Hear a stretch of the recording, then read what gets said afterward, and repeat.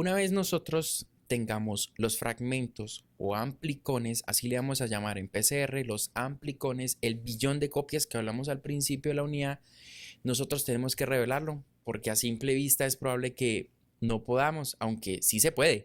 Si nosotros, por ejemplo, lanzamos primer marcados con algún compuesto en la cual yo puedo verlo a rango visible, funciona. Lo que pasa es que pues el ojo humano no es tan sensible como de pronto como una luz ultravioleta, como por ejemplo un intercalante que sea muy sensible a cualquier cambio de luz, ya sea luz azul o luz ultravioleta. Entonces nosotros vamos a necesitar colocar estos amplicones ya sea en un gel de electroforesis tipo agarosa, tipo poliacrilamida, colocarlos en una electroforesis capilar, por ejemplo, para nosotros evidenciar el peso molecular. Ese diseño de primers que nosotros hacemos por bioinformática es para nosotros amplificar pequeños fragmentos de un gen, es decir, 100, 200 pares de bases. Esos pares de bases le vamos a llamar peso molecular y esas pares de bases nosotros tenemos que ponerlas a migrar. ¿Por qué? Porque todas están concentradas en un solo tubo. Al nosotros colocarlas a migrar, vamos a mirar si la PCR me amplificó un fragmento de 200, de 400, de 600 o el de interés. Por ejemplo, en este caso sería de 100 pares de bases. Yo solo tengo que revelar en un gel. El gel es una matriz en la cual colocamos a desplazar el ADN basado en que el ADN es de carga negativa. Entonces yo le coloco una carga negativa en un extremo, lo pongo a migrar hacia el otro extremo en una carga positiva y el ADN se va a desplazar a través de los poros que tiene la agarosa o los poros más pequeños que tiene la poliacrilamida o el capilar si nosotros queremos hacer una electroforesis capilar. Entonces esos poros que tiene la agarosa, que es la que voy a explicar, es el método más económico, es el método que pues ha funcionado durante mucho tiempo, pues ella tiene unos poros. Dependiendo de la concentración que yo le tire la agarosa, van a ser los poros más grandes o los poros más pequeños. A mayor concentración de agarosa, los poros van a ser mucho más pequeños. Es decir, si yo quiero identificar un fragmento de 50 pares de bases, yo tengo que tirar un gel a un porcentaje mucho más alto. 3, 5%, por ejemplo, de agarosa. Pero si yo voy a identificar un fragmento o un peso molecular de mi fragmento de interés de, no sé, de 300, 400 pares de bases, yo lo puedo hacer incluso a un 2%. Me explico, el poro es mucho más grande, se va a desplazar mucho más fácil, en menor tiempo y en menor distancia se va a desplazar mucho más rápido ese peso molecular. Diferente cuando nosotros, por ejemplo, hacemos una electroforesis de proteínas. Nosotros tiramos un gel de electroforesis, pero en poliacrilamida, en la cual el poro es muy pequeño, pero el tiempo lo vamos a alargar a 4, 5 horas, incluso algunas electroforesis, si la proteína es muy chiquita y la necesitamos en una cierta medida del gel, pues tenemos que alargar mucho más el tiempo. Pero bueno, aquí vamos a necesitar entonces los amplicones, vamos a necesitar la matriz, es decir, la garosa, vamos a necesitar un buffer para que se desplace ese ADN en las mismas condiciones en las que se amplificó y no se vaya a degradar. Vamos a necesitar un buffer de carga para que el ADN se quede abajo y no a lo que yo le aplique corriente no empiece a subirse y a desplazarse por todo el medio. No, necesitamos que siga su ruta. Entonces necesitamos algo que le dé peso a ese ADN para que se pueda desplazar de una manera recta sobre el gel de electroforesis. Y vamos a necesitar la fuente de poder. Necesitamos voltaje. Casi siempre se utiliza 100 voltios. Eso lo vamos a ver en la unidad en la cual hacemos el laboratorio virtual. Necesitamos una escalera porque necesitamos comparar. Necesitamos saber que estos 100 pares de bases corresponden a una escalera en la cual tenemos un fragmento de 100 pares de bases, 200 pares de bases, 300, 400, 500, 600 y poder colocar una regla y decir mi fragmento mide probablemente 100 pares de bases, es el fragmento de interés. Y aquí es donde viene el término de subjetividad y aquí es donde yo no les recomiendo esta tecnología para hacer diagnóstico, por lo menos definitivo. ¿Por qué? Porque si mi fragmento, el cual yo estoy identificando en ese gel, es de 103 pares de bases y el marcador de peso molecular es de 100 y el control positivo es de 100, ese 103 pares de bases no es el fragmento que yo estoy amplificando, es una inespecificidad, es un falso positivo, pero yo no lo alcanzo a identificar cuando lo estoy tiñendo con bromuro de tidio o con red gel o con cybergreen, con lo que sea, yo no alcanzo a diferenciar esas diferencias entre 100 y 103 pares de bases. Sin embargo, nosotros podríamos estimar y decir probablemente sea, pero a ver, si estamos haciendo una PCR es con el objetivo de hacer un diagnóstico definitivo.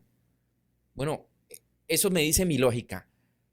Pero como les digo, si ustedes hablan con su cliente y su cliente dice, me la puede hacer punto final, esta es una tecnología mucho más económica, esto vale 3 veces menos que una tiempo real sonda de hidrólisis, que llegaremos allá para poderlas explicar por qué es más costosa, por qué es más sensible, por qué es más específica. Nosotros podemos identificar estos pesos moleculares lanzando la escalera. Pero entonces, primero el buffer de carga. Es un buffer en la cual me permite pegarse al ADN, darle peso a esa molécula para que se quede dentro del pozo y se pueda desplazar. Y necesitamos el marcador de peso molecular. Como les decía, está aquí, por ejemplo, en pares de bases 250, 500 pares de bases, 750. Mi fragmento de interés, ¿de cuánto? De 250 pares de bases. Lanzamos el gel de agarosa al 1%, porque como se pueden dar cuenta es una escalera gigantesca de harto peso molecular. Pues yo lanzo un gel de agarosa al 1%. Generalmente para diagnóstico se utiliza el 2, 2.5% y la escalera que se utiliza es de 100 a 1000. Hasta acá se utiliza, no completa. Esto es, por ejemplo, si yo voy a amplificar un ADN mitocondrial que pesa 3000, 4000 kilopares de bases. Entonces yo utilizo pues una escalera bastante grande. El buffer para la electroforesis es TAE o tris borato hecta. Es más económico este último que le acabo de mencionar, pero desde nuestro punto de vista, este TAE es mucho mejor y se puede reutilizar al menos 2 y 3 veces. El otro hemos visto que le sale hongo, hemos visto que no es tan clara la resolución de las bandas con TB. Tenemos aquí la matriz de agarosa, tenemos la carga negativa del ADN, tenemos la escalera acá, que es el marcador de peso molecular, y tenemos entonces aquí la corriente que va desde negativo al polo positivo. Le colocamos energía aquí con esta cámara de electroforesis. Esta electroforesis es vertical y esta es horizontal. Casi siempre para agarosa se hace es horizontal y para poliacrilamida siempre se hace es vertical, dependiendo. Esta es más costosa que esta. Entonces, colocamos a migrar el ADN y él va a migrar basado en el peso molecular. Entonces, imaginemos que este 100, 200, 300, 400 pares de bases. Esto mide mi fragmento que amplifiqué. Entonces, antes de la PCR, yo tengo que tener claro cuánto mide mi fragmento para poderlo comparar con la escalera y decir, mi fragmento es igual que el de la escalera, que es de 100 pares de bases, mi fragmento mide 100. Es probable que eso sea un positivo.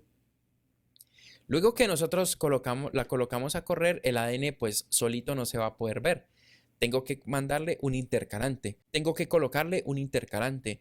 Estos intercalantes se meten dentro de las cadenas del ADN. Recuerdo que es de doble cadena y se mete este intercalante aquí. Hay varios. Está el red gel, está el bromuro de tidio, está por ejemplo el cybergreen 1 que funciona muy bien porque no tenemos que exponerlos a luz ultravioleta.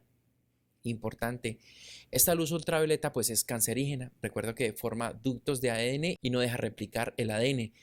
Es súper peligrosa esta luz ultravioleta. Yo no les recomiendo que utilicen bromuro de tidio porque, por ejemplo, pueden darle cáncer. Es una molécula muy cancerígena, muy dañina para la salud. No se puede exponer a la piel porque es muy probable que le dé cáncer. Entonces, ya existen muchas opciones en el mercado. Tal vez el cybergreen es un poquito más costoso, pero pues ¿cuánto vale su salud? ¿Sí? Es mejor utilizar cybergreen para nosotros poder hacer este revelado. El cybergreen se mete dentro de las hebras del ADN.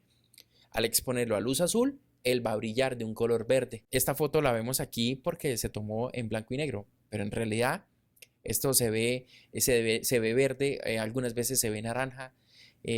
Esto depende muchísimo del filtro que nosotros estemos utilizando.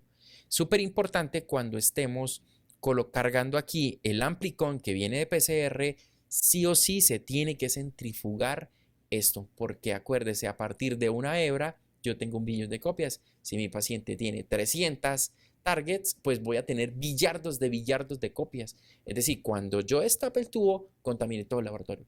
Cuando yo vaya a hacer una extracción de un paciente nuevo, me va a dar un falso positivo. Mucho cuidado porque todos los laboratorios de molecular sufrimos de contaminaciones cruzadas.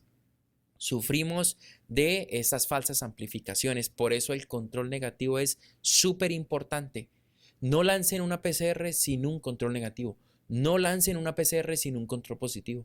No lancen una PCR sin un control de extracción o un control de inhibición, es decir, un control interno. Es mi recomendación. Sé que sale costoso, pero bueno, ¿qué más le podemos hacer? Estamos haciendo diagnóstico definitivo.